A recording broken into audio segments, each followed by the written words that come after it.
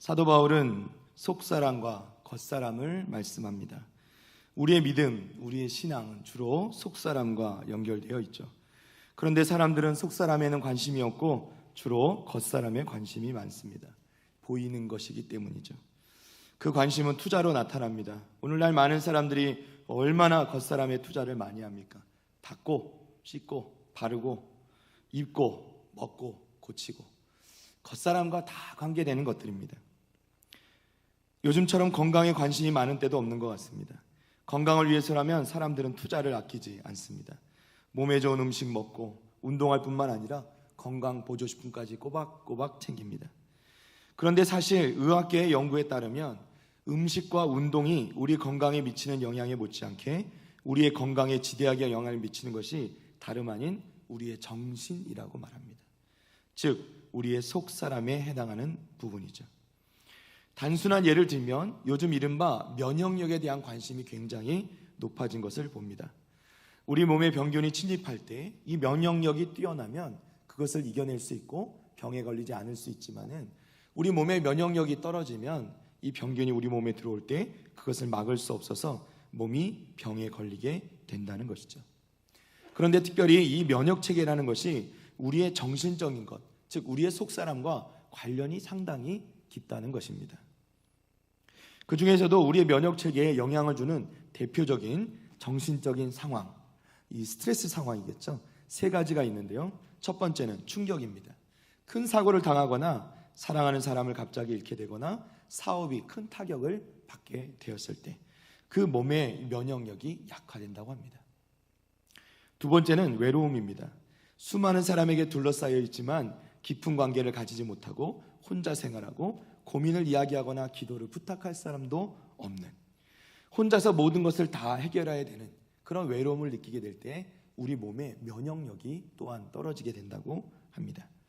마지막 세 번째는요, 상실감입니다. 우리가 무엇인가를 잃어버리게 되었을 때, 그리고 뜻한 대로 되지 않았을 때, 어느 날 갑자기 살기가 싫어지고 삶의 의미를 상실하게 될 때, 사는 것이 허무하게 느껴지고 삶의 의욕을 잃어버리게 될 때 우리 몸의 면역력이 또한 떨어지게 된다고 합니다.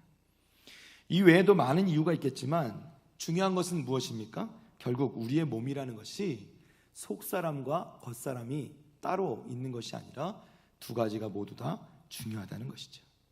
하나님께서 우리를 지으실 때 영과 육으로, 즉 겉사람과 또 속사람과 겉사람을 유기적으로 지으셨기 때문에 두 가지가 모두 중요하고 서로 영향을 주고받게 됨을 우리가 알게 된다는 것이죠. 그리고 그 중에서도 겉사람보다 속사람이 중요하다는 것입니다. 특히나 우리가 속사람을 잘 관리하지 못하는 경우가 너무나도 많죠. 왜요? 말씀드렸지만 겉사람은 눈에 보이기 때문에 조금 모자르면 금방 태가 나거든요. 그래서 그것을 채우기 위해서 우리가 노력을 하지만 속사람은 그렇지 않다는 것이죠. 어떻게 생각해 보면 우리의 속사람이 강건해질 때 우리의 겉모습도 건강해질 수 있고, 속사람이 힘이 있을 때는 자연스럽게 겉사람도 아름답게 보여지게 되는 것을 여러분 믿으시기를 바랍니다. 아무리 바깥으로 겉모습 안에서 뭔가 부족한 부분이 있거나 또는 좀 연약해 보이거나 할지라도 그 속사람이 강건하면 자연스럽게 그것이 겉사람에게 드러나 보여서 또 더 아름답게 보여줄 수도 있다는 것이죠. 오늘 본문 말씀에 보면 사도 바울은 성도들을 위해서 이렇게 기도합니다. 이러므로 내가 하늘과 땅에 있는 각 족속에게 이름을 주신 아버지 앞에 무릎을 꿇고 비노니 그의 영광의 풍성함을 따라 그의 성령으로 말미암아 너희 속사람을 능력으로 강건하게 하시오며. 아멘. 사도 바울이 성도들을 위해 기도하는데, 특별히 에베소 성도들을 위해 기도하는데 가장 먼저 기도한 것이 무엇이냐면 그들의 속사람이 강건하게 되기를 기도했다는 것입니다. 왜 속사람이 강건해야 될까요? 바울은 원래 기도하는 사람입니다. 그는 다메섹 도상에서 예수님을 만나고 그 예수님을 만나서 그의 앞을 보지 못하게 되었을 때 그가 다메섹으로 들어가서 사흘 동안 식음을 전폐하고 그는 기도합니다. 그리고 안디옥 교회에서 선교사로 맨 처음 파송받게 될 때도 그는 금식하며 기도하고 난 뒤에 그 길을 가게 되는 것을 우리는 사도행전 말씀에서 보게 됩니다. 그는 항상 기도하는 사람이었습니다.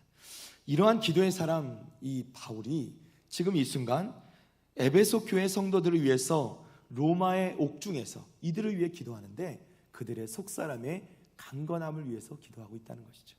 왜 그럴까요? 그만큼 필요하기 때문이죠. 자, 무엇에 필요한가? 첫 번째로는 세상 가운데 승리하기 위해서 필요하다는 것입니다. 우리의 생활에 있어서 무서운 일들이 너무 많이 일어납니다. 우리가 담대하지 않으면 견디지 못하죠. 뉴스를 보면서도요, 깜짝깜짝 놀랄 때가 있습니다.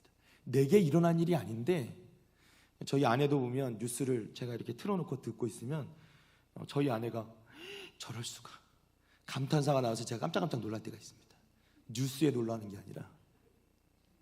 근데 사실 뉴스를 들으면서 우리를 놀라게 하는, 어떻게 저런 일이 있을 수 있나라고 생각되는 일을 우리는 많이 보게 되는 것이죠.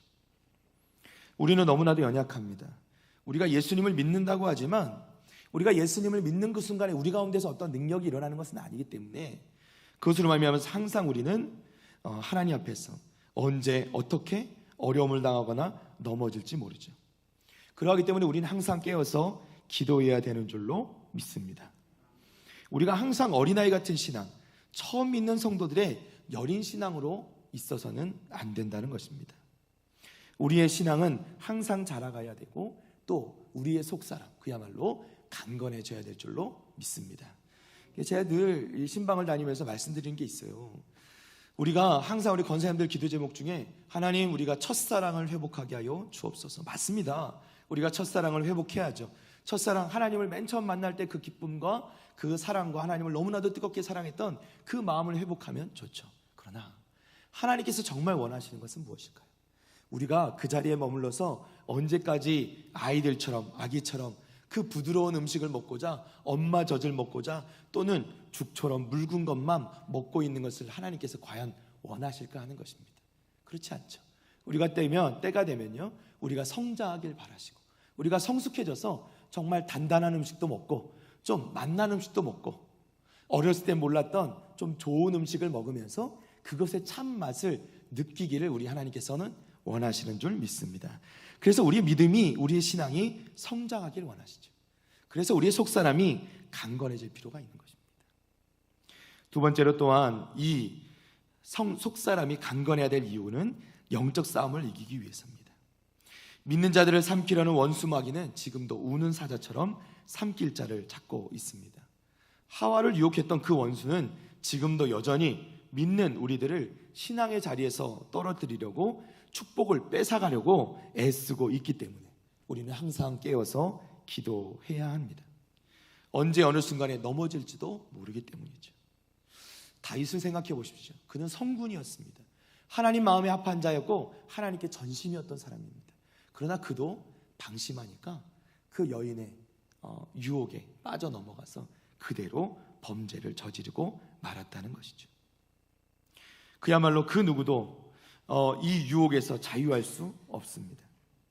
하나님 앞에서 우리가 깨어서 기도하고 날마다 우리 스스로 우리의 속사람을 지키지 않으면 언제 어떻게 넘어질지 알지 못한다는 것입니다.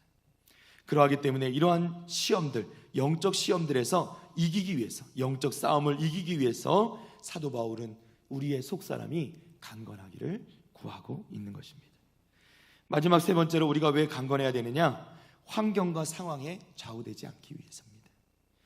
우리가 열심히 노력하고 그리고 또 하나님의 도우심으로 승리의 문턱까지 들어선 바로 그때가 넘어지기 제일 좋은 때라는 건 아닙니까?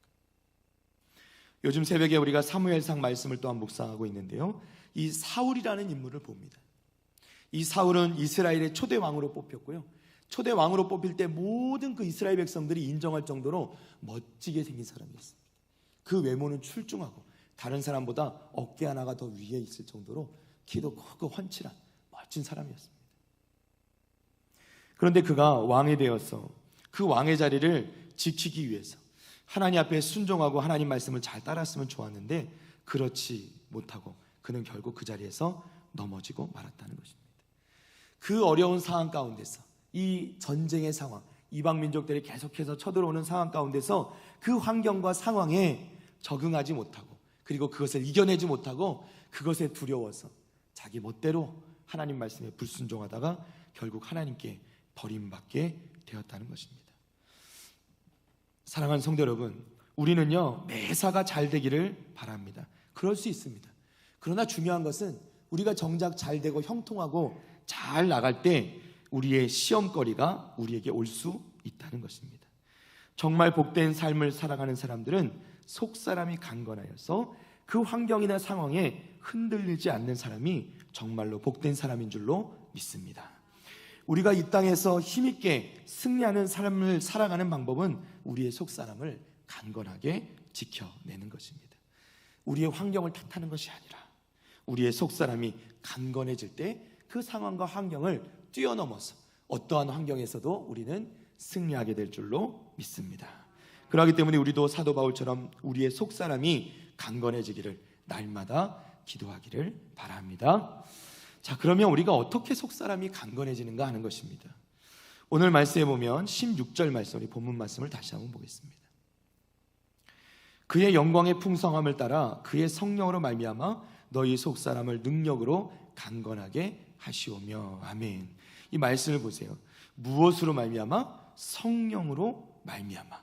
그 성령의 능력으로 우리의 속사람이 강건하게 되는 줄로 믿습니다. 먼저 성령의 능력이 우리의 속사람을 강건하게 만드는 겁니다. 사랑하는 성도 여러분, 우리가 목이 너무나도 마를 때가 있죠. 한여름에 땀을 흘리면서 일을 하다가 정말 시원한 물 한 잔을 마신다고 생각하시면 너무나도 시원하고 그 몸에서 받아들인 그 느낌이란 건 어떤 것과도 비교할 수 없는 것이죠. 마찬가지로 시들시들하던 화분도 물을 주면요 잠시 후에 가보면 금세 그 물을 빨아들여서 파릇파릇해지는 것을 볼 때도 있습니다. 우리의 갈급한 영혼에 이렇게 생수와 같은 생명력을 주시는 것이 바로 성령 하나님이신 줄로 믿습니다. 우리의 속사람이 연약해질 때 필요한 것은 성령의 능력인 것이죠. 성령의 능력이 우리 가운데 부어질 때 그 우리의 속사람이 강건하게 일어나게 되는 줄로 믿습니다. 요한복음 7장 37절에 39절까지 말씀입니다. 명절 끝날 곧 큰 날에 예수께서 서서 외쳐 이르시되 누구든지 목마르거든 내게로 와서 마시라. 나를 믿는 자는 성경의 이름과 같이 그 배에서 생수의 강이 흘러나오리라 하시니 이는 그를 믿는 자들이 받을 성령을 가리켜 말씀하신 것이라. 아멘. 할렐루야. 우리가 성령을 받을 때 우리 가운데 갈급했던 우리의 영혼이, 우리 가운데 말라버렸던 그 우리의 속사람의 그 성령의 능력으로 말미암아 다시 한번 촉촉하게 살아나고 능력을 얻게 될 때 우리의 속사람이 강건하게 지는 줄로 믿습니다. 또 오늘 말씀해 보면 그의 영광의 풍성함을 따라 이렇게 말씀합니다. 그의 영광은 하나님의 영광이고 하나님 나라의 영광입니다. 우리가 이 땅에 사는 동안 환경, 고난, 우리의 상황 그대를 바라보는 것이 아니라 그 고난과 어려움 저 너머에 계시는 하나님의 영광의 풍성함을 우리가 바라보게 될 때 우리가 또한 이 성령의 능력으로 말미암은 속사람의 강건함을 누리게 되는 줄로 믿습니다. 에베소서 3장 8절 말씀을 보겠습니다. 모든 성도 중에 지극히 작은 자보다 더 작은 나에게 이 은혜를 주신 것은 측량할 수 없는 무엇?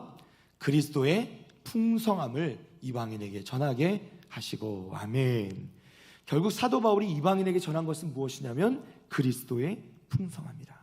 이 그리스도의 풍성함이란 우리가 이 땅에 사는 동안 환경과 상황 그런 것을 바라보는 것이 아니라 그 너머에 계시는 하나님의 그 사랑의 풍성함, 그 은혜의 풍성함, 하나님 나라의 그 소망을 이야기하는 것이죠. 우리가 그것을 바라보게 될 때 우리의 속사람이 강건하게 되는 줄로 믿습니다. 우리 주변과 상황과 환경만 바라보면 우리의 속사람은 연약해지는 거예요. 두려움에 점점 약해지는 겁니다. 그러나 그 너머에 계시는 하나님의 인도하심을 바라보게 될 때 우리의 속사람은 비로소 강건해지고 능력을 얻게 될 줄로 믿습니다.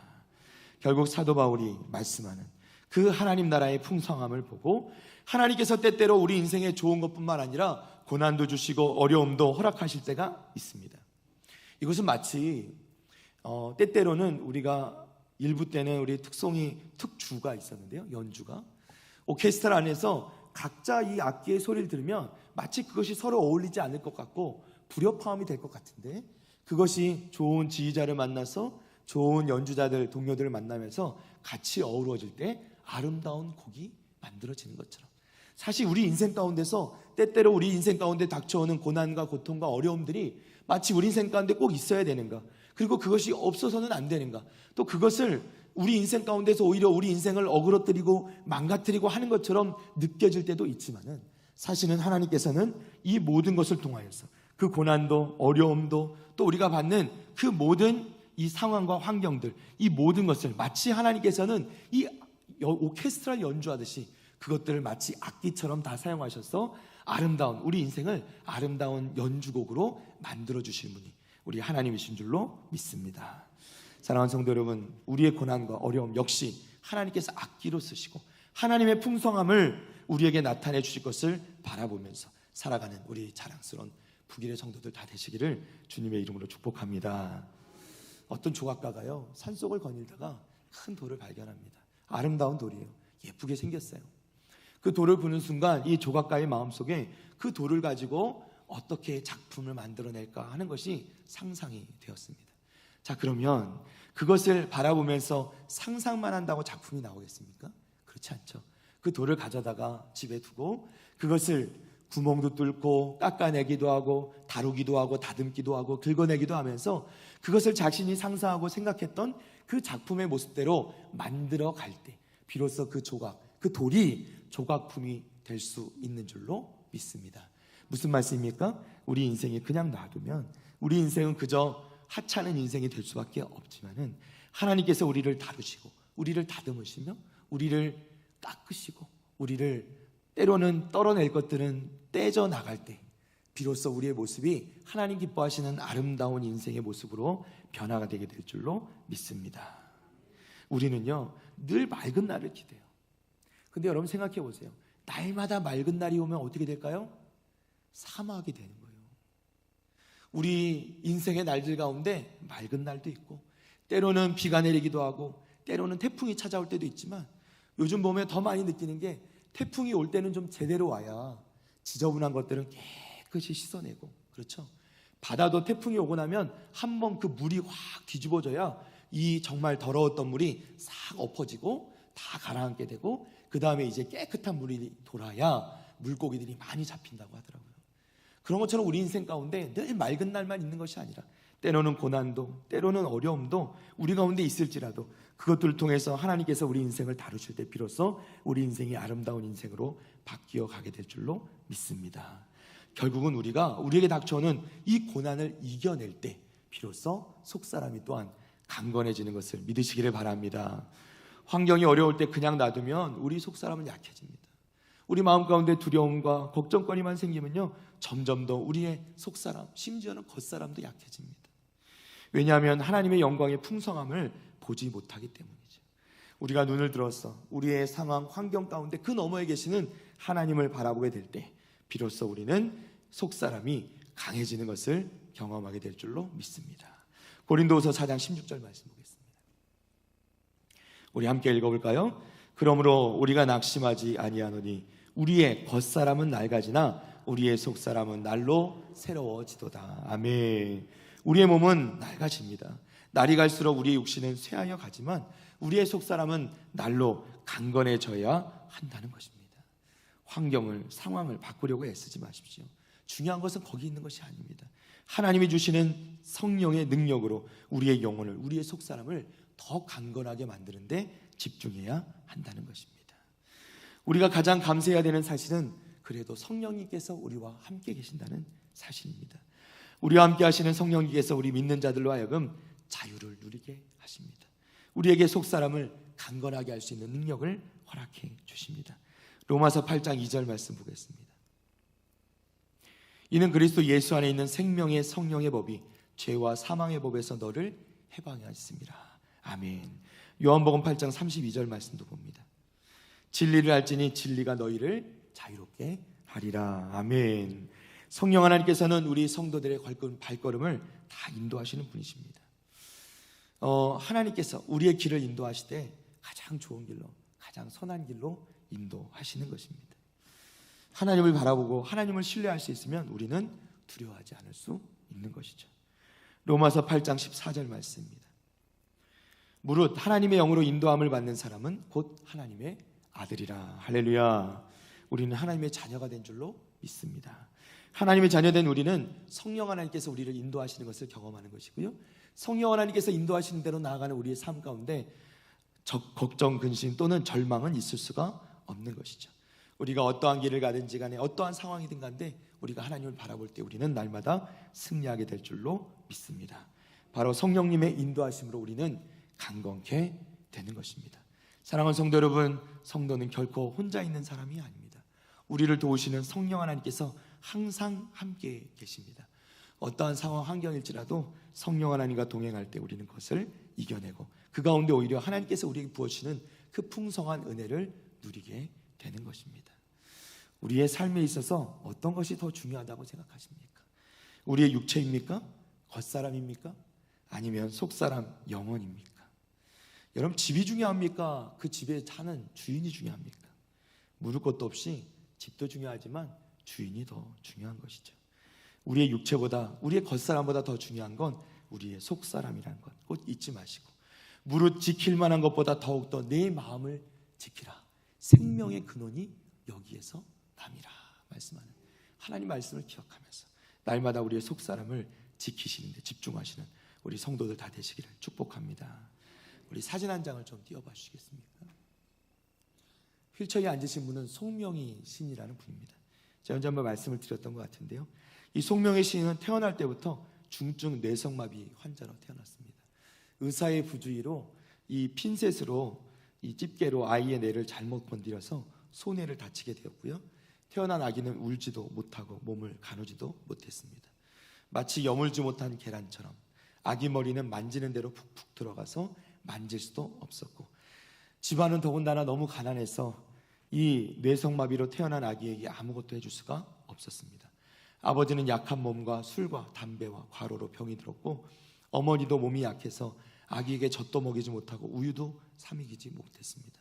쌀가루 끓인 물만 아기에게 억지로 떠먹이곤 했습니다. 송명희 씨는 어린 시절의 고통을 이렇게 말합니다. 나는 7살까지도 누워만 있다가 업으면 머리가 등 뒤로 꼬꾸라져 허리가 빠지고 목이 꺾일 듯한 고통을 느꼈다. 어머니는 나를 업고 은사 집회에 가서 안수기도를 수없이 받기도 했고, 침 맞는 곳에 가서 머리와 팔다리에 침을 꽂기도 해서 나는 자지러지게 울기도 했다.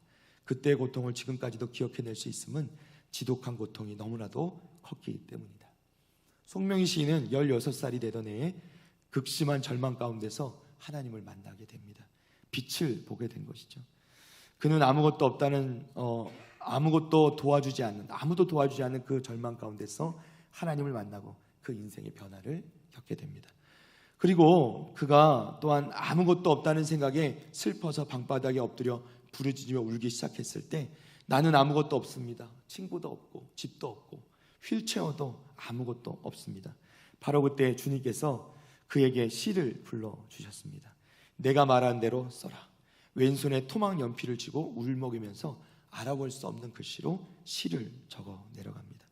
나 가진 재물 없으나, 나 남이 가진 지식 없으나, 나 남에게 있는 건강 있지 않으나, 나 남이 없는 것 있으니, 나 남이 못 본 것을 보았고, 나 남이 듣지 못한 음성 들었고, 나 남이 받지 못한 사랑 받았고, 나 남이 모르는 것 깨달았네.